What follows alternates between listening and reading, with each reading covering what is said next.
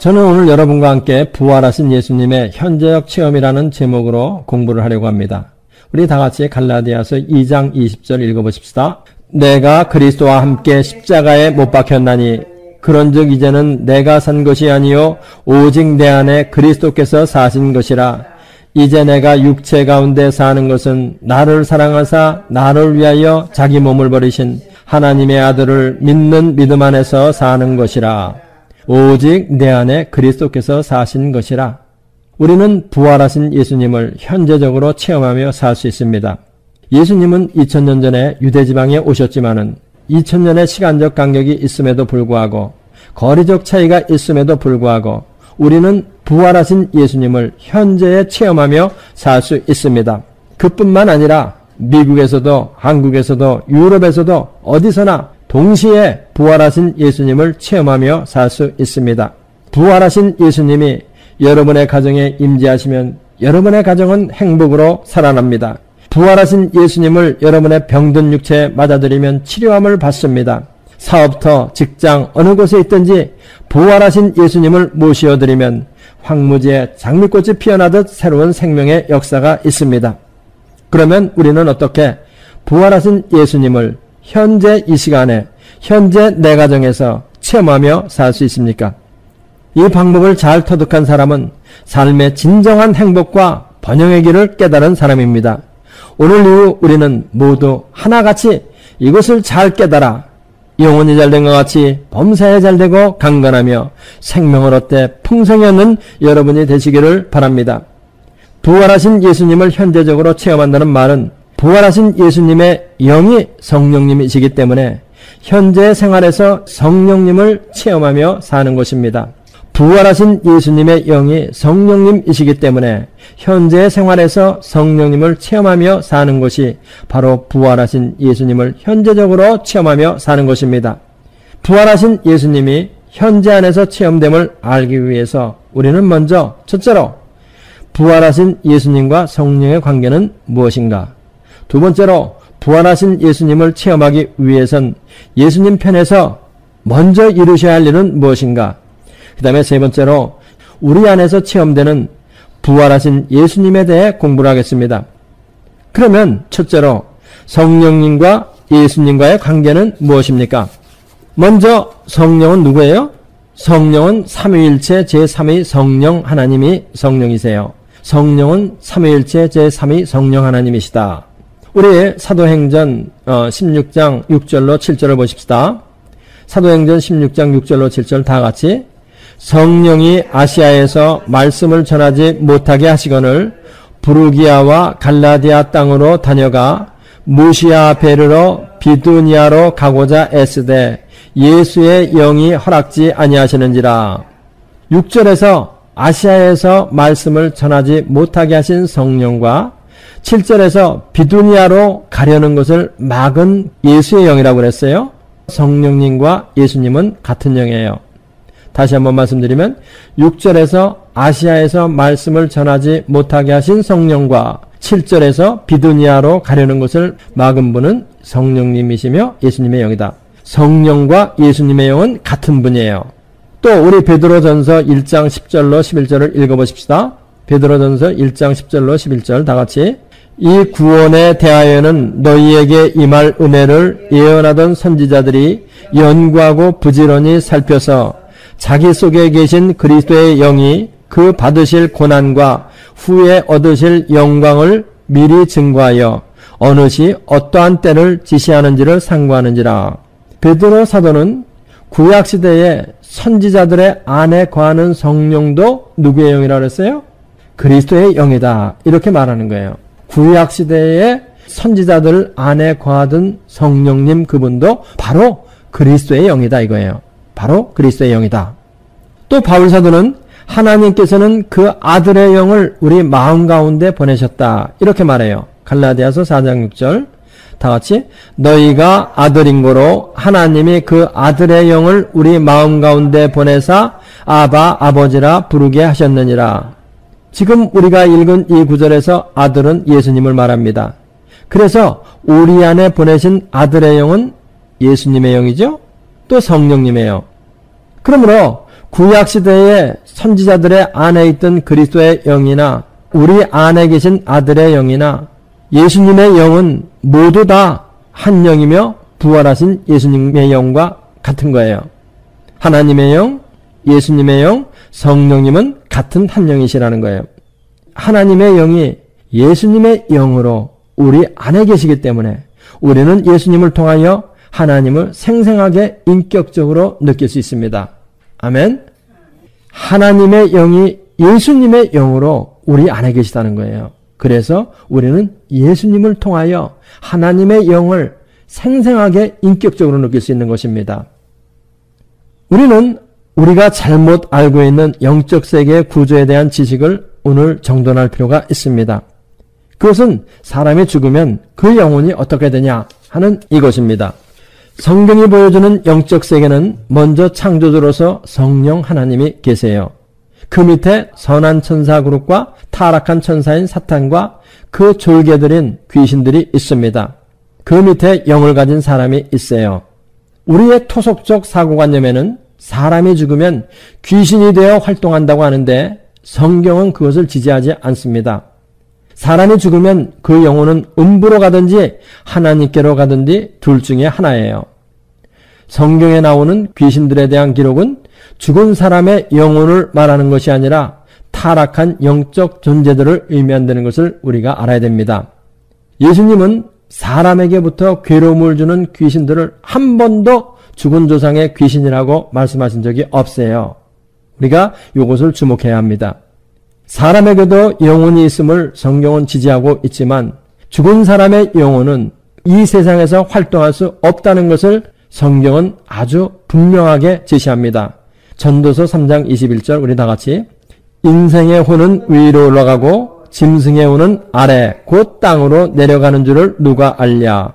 짐승의 혼은 아래 땅으로 가고 인생의 혼은 위로 올라간다고 했는데 위로 올라간다고 하는 것은 음부나 천국을 의미하는 거예요. 일단 음부나 천국에 가면 다시 올 수도 지상의 사람과 교통할 수도 없습니다.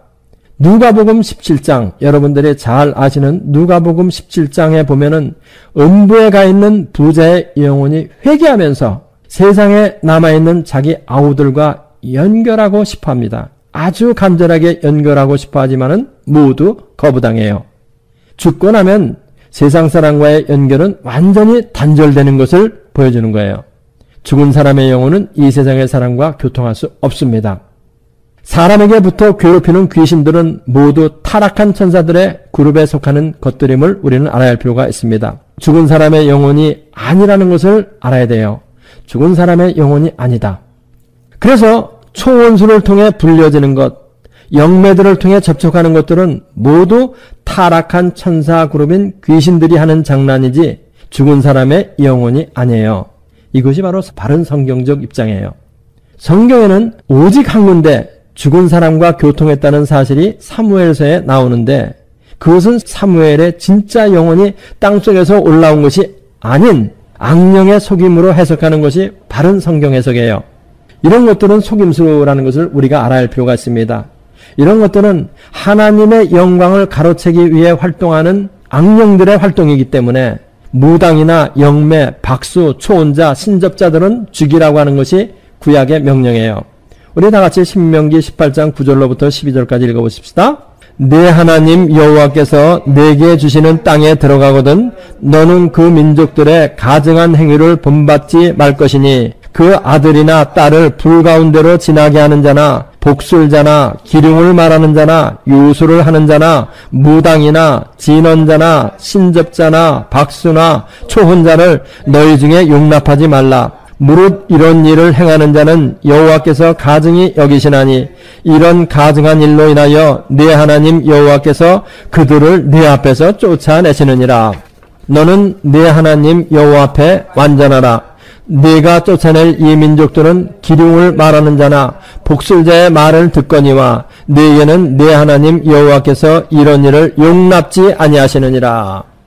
용납지 않는다는 말은 용서하여 받아들이지 말고 죽이라는 얘기예요. 죽이라는 이란 말입니다.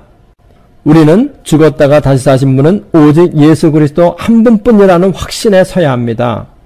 고린도전서 15장 20절 우리 다 같이 그러나 이제 그리스도께서 죽은 자 가운데서 다시 살아 잠자는 자들의 첫 열매가 되셨도다. 아멘. 죽은 자 가운데서 다시 사신 분은 우리 주 예수 그리스도 한 분뿐이 없다. 다음 우리로 부활하신 예수님의 영을 체험하기 위해서는 예수님 편에서 먼저 이루셔야 할 일에 대해서 공부를 해보십시다. 부활하신 예수님을 체험하기 위해서 예수님 편에서 먼저 이루셔야 할 일은 무엇입니까? 뭐예요? 맞아요. 예수님은 반드시 죽으셔야 해요. 이것을 요한복음 16장 7절에서 뭐라고 말씀하셨냐면 다 같이 내가 너희에게 실상을 말하노니 내가 떠나가는 것이 너희에게 유익이라. 내가 떠나가지 아니하면 보혜사가 너희에게로 오지 아니할 것이요 가면 내가 그를 너희에게로 보내겠다. 예수님이 반드시 죽으셔야 하는 이유는 예수님께서 육체로 이 땅 위에 계실 때는 보혜사 성령은 예수님의 육체 안에 거하심으로 우리가 보혜사 성령을 소유할 수 없습니다. 예수님이 이 세상을 떠나시고 보혜사 성령으로 오셔야만 우리는 성령을 소유할 수 있게 돼요. 예수님이 떠나셔야 보혜사 성령님이 오시게 되고 보혜사 성령님이 우리 안에 거하시게 되므로 우리가 성령을 소유하게 되는 거예요. 그래서 예수님은 뭐라고 말씀하셨느냐면 요한복음 16장 7절 다시 한번 내가 너희에게 실상을 말하노니 내가 떠나가는 것이 너희에게 유익이라. 내가 떠나가지 아니하면 보혜사가 너희에게로 오시지 아니할 것이요 가면 내가 그를 너희에게로 보내겠다. 예수님이 육체로 이 세상에 거하시면 보혜사 성령님은 예수님의 육신 안에 거하심으로 인해서 육신으로 인한 제한을 받을 수밖에 없습니다. 예수님의 육체의 깨어짐으로 인해서 그의 영은 육신의 속박에서 벗어나게 되는 거예요. 이렇게 육체가 깨어진 후 보혜사 성령으로 다시 오시기 위해서는 부활하신 예수님은 하나님 보좌 우편에 앉는 영광을 회복해야 돼요. 예수님의 육체가 깨어진 후 보혜사 성령으로 다시 오시기 위해서는 예수님은 부활하신 후 하나님 보좌 우편에 앉는 영광을 회복해야 한다는 거예요. 그러니까 예수님은 돌아가셔야 한다. 그 다음에 부활하셔야 한다. 그 다음에 하나님 보좌 우편에 앉는 영광을 회복해야 한다. 이것입니다. 예수님이 죽으신 후 부활하셔서 하나님 보좌 우편에 앉는 영광을 회복하지 않으면 성령은 오실 수가 없어요.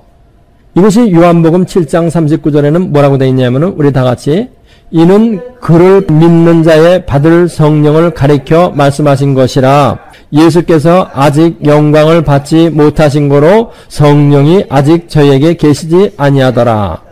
이는 그를 믿는 자의 받을 성령을 가리켜 말씀하신 것이라. 예수께서 아직 영광을 받지 못하신 거로 성령이 아직 저에게 계시지 아니하더라.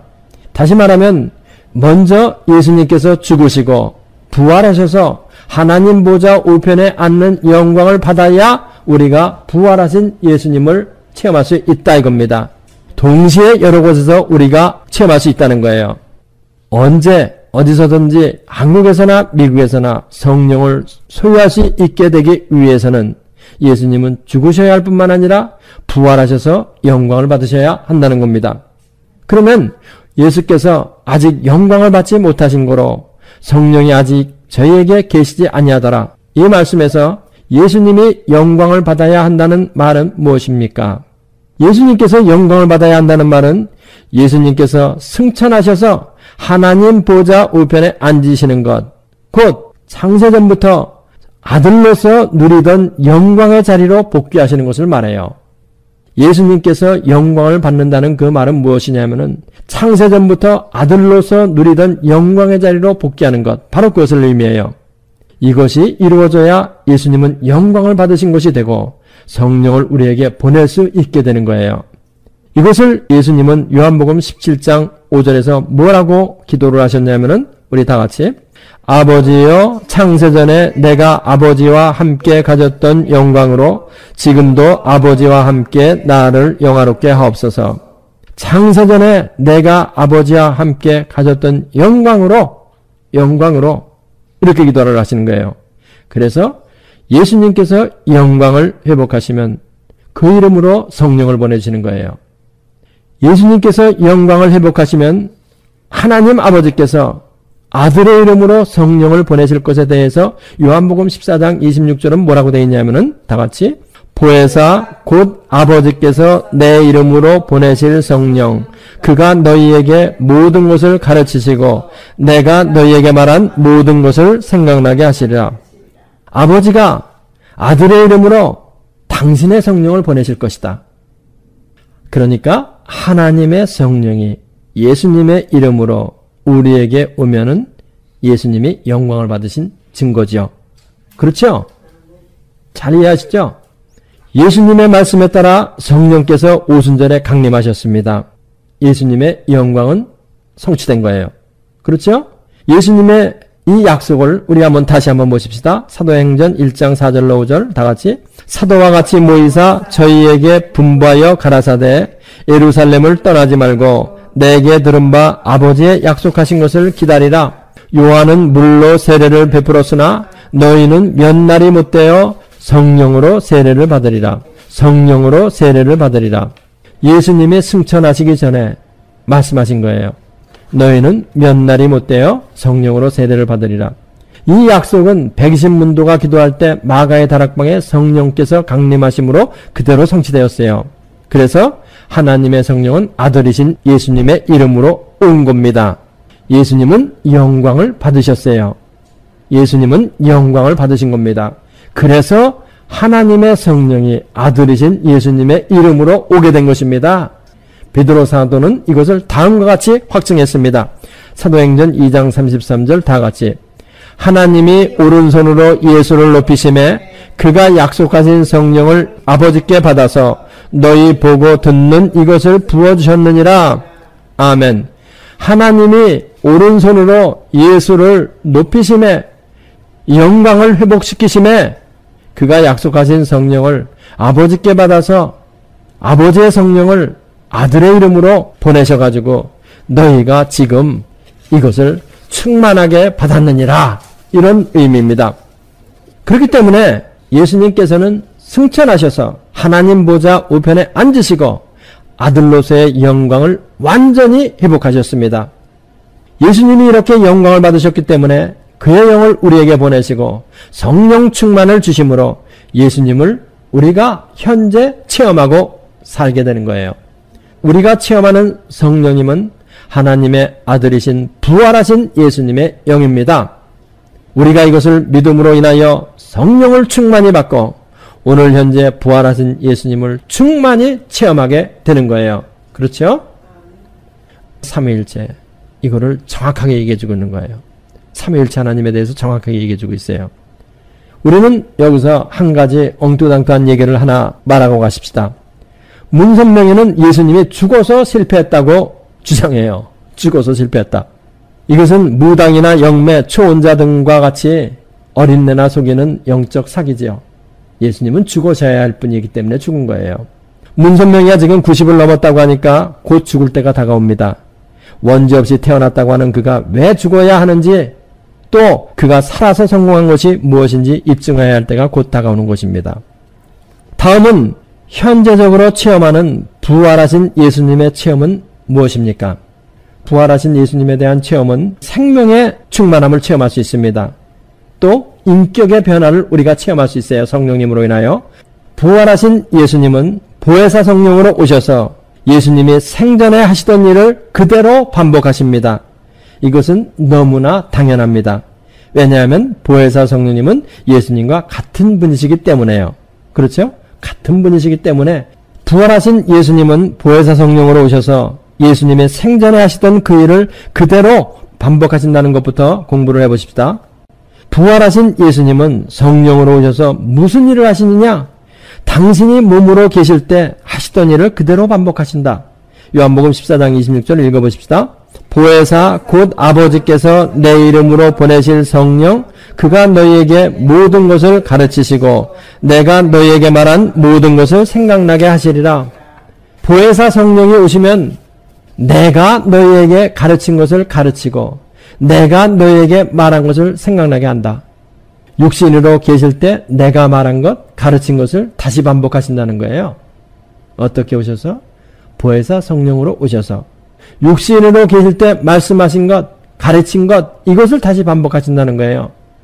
성령은 우리 마음 가운데 오셔가지고 무슨 일을 하시느냐? 생전에 예수님께서 하시던 그 일을 그대로 반복하신다. 그렇기 때문에 예수님께 배우려 하는 자는 성령을 마음 안에 모시는 것은 필수적이 돼요. 그래야 예수님께 무엇을 받게 돼요? 가르침을 받게 되는 거예요. 성경을 이해하려면 성령을 반드시 받아야 된다. 그렇죠? 그런데 요사이 한국에서는 웃지 못할 해프닝이 있습니다. 성령의 성자도 모르는 사람이 성경을 강해를 한다 하고 설교를 하러 다닌다고 하는 것입니다. 김영옥 교수의 요한복음 강해가 바로 그것이며 그가 설교를 하러 다녔다는 것이 바로 그것입니다. 금년 언제인가 쓴 글인 것 같은데 이런 글이 있습니다. 제가 읽어드리겠습니다. 기독교 성서의 이해와 요한복음 강해 2서를 저술게 된 것은 실로 우연이었다.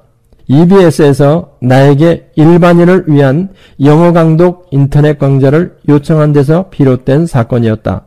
나는 영어 강독 교재로서는 바이블만큼 좋은 교재가 없다 했고 그 의견이 수렴되어 상기 2서를 집필게 된 것이다. 나는 22세 때 내 생애를 통해 꼭 그 주석서를 내리라고 마음먹었다.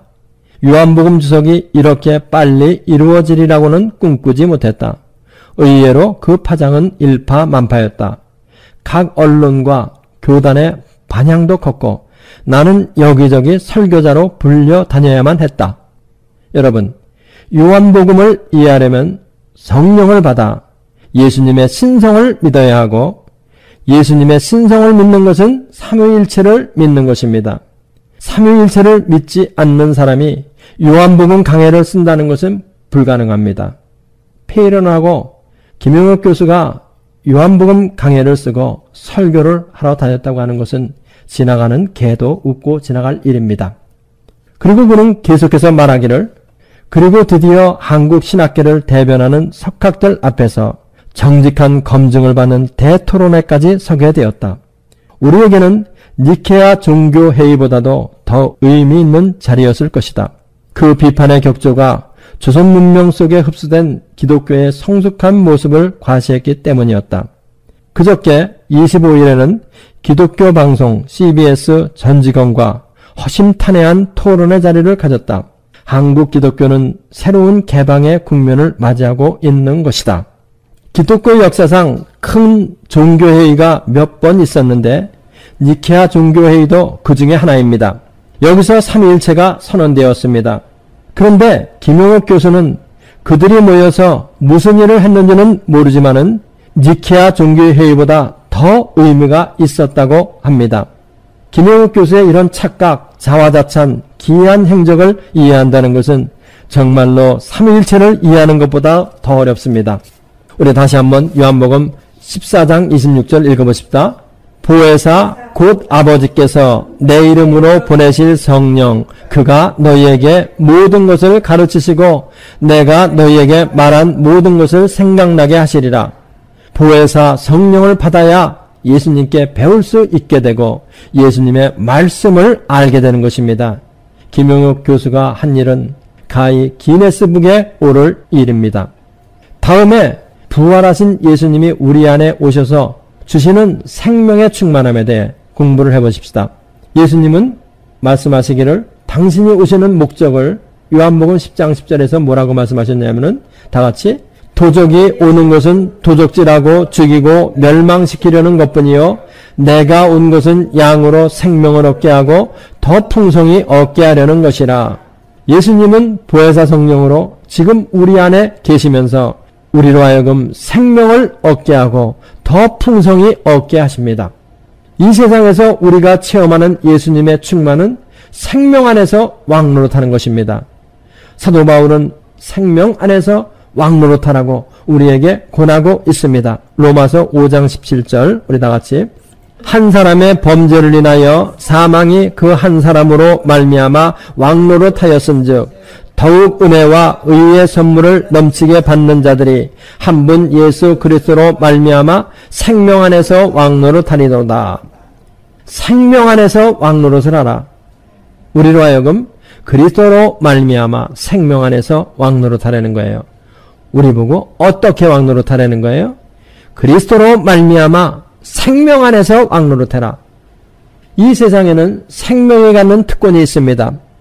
우리 안에는 천지의 주권자이시며 창조자이시며 지배자인 하나님의 생명인 영생이 성령 안에서 우리 안에 있습니다.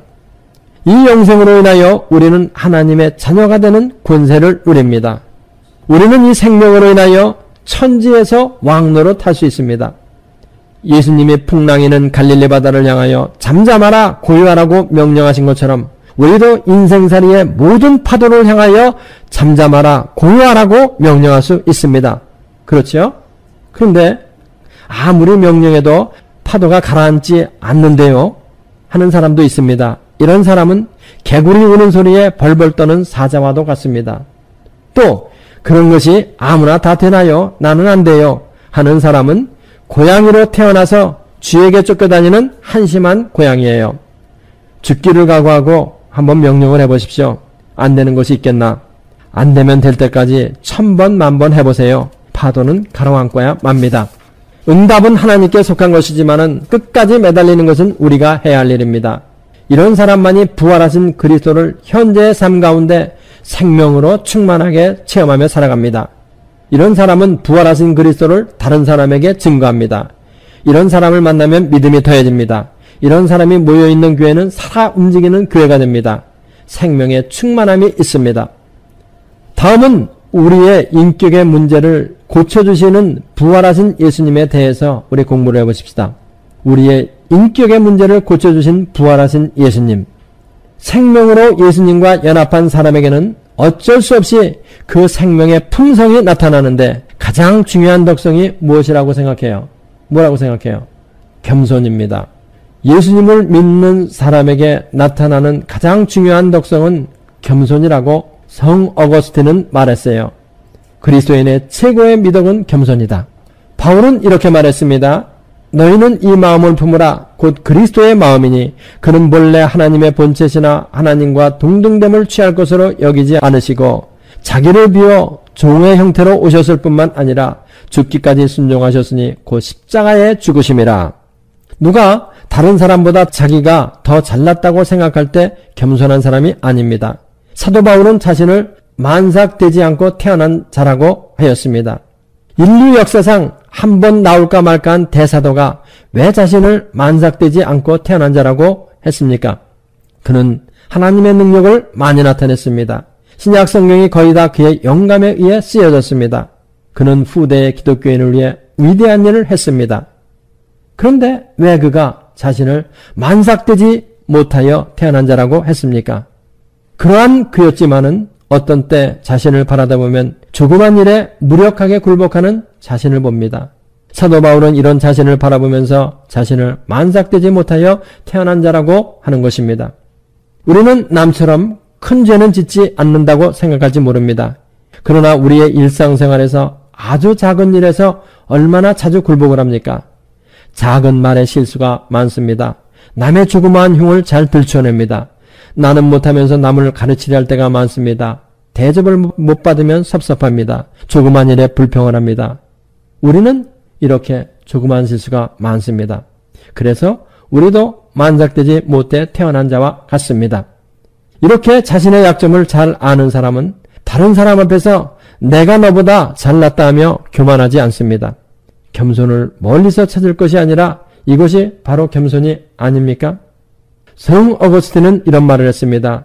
성도들이 일상생활에서 만나는 크고 작은 어려운 문제들은 우리가 이렇게 작다고 하며 굴복한 죄에 대한 징계라고 말합니다. 우리가 이렇게 작은 죄에 굴복하는 것이 없으면 우리 생활에서 크고 작은 어려운 문제 또한 생기지 않을 것이라는 말입니다. 어거스틴은 우리가 만나는 크고 작은 환난은 우리의 무슨 죄 때문인지는 모르지만은 죄에 대한 징계로 보는 것입니다. 여러분은 어떻게 생각하세요? 우리가 만난 크고 작은 어려운 문제는 겸손하라고 주시는 하나님의 징계가 아니냐는 거죠. 부활하신 주님의 손길이 아니에요? 부활하신 주님의 말씀 앞에 순종하라는 사인이 아니에요? 우리는 매일 부활하신 주님의 이런 징계의 손길을 만나고 있습니다. 교만한 마음을 뽑아내고 겸손한 마음을 갖게 하시려는 부활하신 주님의 손길을 만나고 있습니다. 제가 경험한 아름다운 인격의 변화로 오늘 공부를 마치려고 합니다. 제가 템파에 와서 한 3년 정도 되었을 때 일입니다. 저하고 같이 공부한 사람 중에 Y씨 부부가 있었습니다. 미스터 Y는 생화학 박사인 얌전한 사람이었고 미세스 Y는 성악가인데 유학생 부부입니다. 미세스 Y는 독특한 성격의 소유자였습니다. 미세스 Y는 성악가이기 때문에 부흥회 때면 꼭 불려간답니다. 그런데 예배 도중에 부흥 강사의 설교가 비위에 맞지 않는다 생각되면 벌떡 일어나 하일 소리를 따각따각 내며 예배실을 가로질러 나오는 괴짜 여자였습니다. 우리 교회에 와서도 50살이 넘는 장로 부인에게 40도 안 되는 젊은 사람이 말을 놓고 지냅니다. 이런 여자가 제자훈련에 참가한 것입니다. 첫날 공부 후에 순조롭게 예수님을 구주로 영접했습니다. 그런데 다음날 샘피에서 템파로 오는 도중에 캔디 브리지라는 다리를 건너면서 제가 준 테이프를 듣고 있었습니다. 그때 성령께서 갑자기 차 안에서 이 여자에게 임했습니다. 테이프를 듣던 중 어제 공부한 성경 구절 중 한 구절이 방망이처럼 이 여자의 마음을 두드렸습니다. 그 구절은 하나님께서 아담과 이브에게 가죽옷을 지어 입혔다고 하는 창세기 3장 21절입니다. 이 말씀은 살아있는 말씀이 되어 철벽성을 부수는 병기처럼 이 여자의 마음을 부수기 시작하였습니다. 이 여자는 눈물이 어찌나 쏟아지는지 더 이상 운전을 할 수 없어 길가에 차를 세워놓고 운전대에 엎드려 한없이 울었답니다. 어렸을 때부터 마음속에 맺혀있던 슬픔의 응어리가 다 풀어지면서 눈물이 나오는데 중지할 수 없었답니다. 더욱이 이 부부는 심각한 성격상의 문제로 5개월 이상을 별방을 하는 중에 우리 성경 공부에 참석했었다고 하였습니다. 이 여자의 마음속에 있던 모든 상처와 아픔, 더러운 것들이 흐르는 눈물과 함께 다 씻겨나갔습니다. 그 미세스 Y는 수가성 우물가의 여자처럼 완전히 변했습니다. 얼굴의 분위기가 바뀌었습니다. 성가대 지휘자로서 헌신적으로 봉사했습니다. 교회에서는 이 부부에게 영주권을 얻게 도와주기로 했지만은 자기는 순수한 마음으로 교회 봉사를 하기를 원한다면서 사양을 하고 한국으로 나갔습니다. 지금 한국에서 뭘 하고 있는지 모르지만은 이 부부가 성령을 받고 변화된 아름다운 모습은 제 마음속에 아직도 남아 있습니다. 여러분, 부활하신 예수님이 우리 마음속에 오시면 우리의 마음속에서 제일 먼저 변화가 체험되고 이것은 어쩔 수 없이 그 사람의 인격과 삶의 모든 태도를 변화시킵니다. 이런 변화가 바로 부활하신 예수님을 현재적으로 체험하는 것입니다. 이런 변화는 인간이 주는 것이 아닙니다. 이런 변화가 많이 있는 사람은 날마다 부활하신 그리스도가 풍성히 자신을 나타내심으로 영혼이 잘 됩니다. 범사가 형통합니다. 강건하게 됩니다. 행복한 가정을 가지게 됩니다. 하늘나라가 점점 풍성히 그 사람 안에서 이루어집니다. 가정에서, 교회에서 하나님의 나라가 이루어집니다. 행복한 삶을 살게 됩니다. 우리 다 같이 다시 한번 갈라디아서 2장 20절 읽어보십시다. 내가 그리스도와 함께 십자가에 못 박혔나니 그런즉 이제는 내가 산 것이 아니요 오직 내 안에 그리스도께서 사신 것이라. 이제 육체 가운데 사는 것은 나를 사랑하사 나를 위하여 자기 몸을 버리신 하나님의 아들을 믿는 믿음 안에서 사는 것이라. 아멘. 다 같이 기도하십시다. 부활하신 예수님, 우리는 오늘도 부활하신 예수님을 성령으로 만나며 살고 있습니다. 부활하신 예수님은 우리 안에 오셔서 우리를 만나실 때 예수님께서 생전에 하시던 그 일을 그대로 반복하시면서 우리에게 말씀을 가르치시고 이해하게 도와주십니다. 또한 그리할 뿐만 아니라 우리로 하여금 생명 안에서 왕노릇하게 하십니다. 그리하여 누구보다도 능력 있는 삶을 살아가도록 하십니다. 또 예수님은 오셔서 우리로 하여금 날마다 우리를 겸손하게 만드십니다. 우리가 이 예수님이 성령으로 오신 예수님이 무슨 일을 하시는지 바로 깨달을 때 성령님이 우리에게 하시고자 하는 그 일에 우리가 순종하며 따라갈 수 있습니다. 오늘 이후부터는 우리가 이것을 잘 깨달아 부활하신 예수님, 성령으로 오신 예수님, 그분에게 항상 순종하며 따라가는 저희들이 다 될 수 있도록 축복하여 주옵소서. 예수님의 이름으로 기도합나이다. 체계적으로 공부를 원하시는 분은 다음 주를 계속하시길 바랍니다. 이 성경 공부를 하신 분은 곧바로 라이크 버튼을 눌러주세요. 여러분의 수고가 하나님 나라 확장에 큰 도움이 됩니다.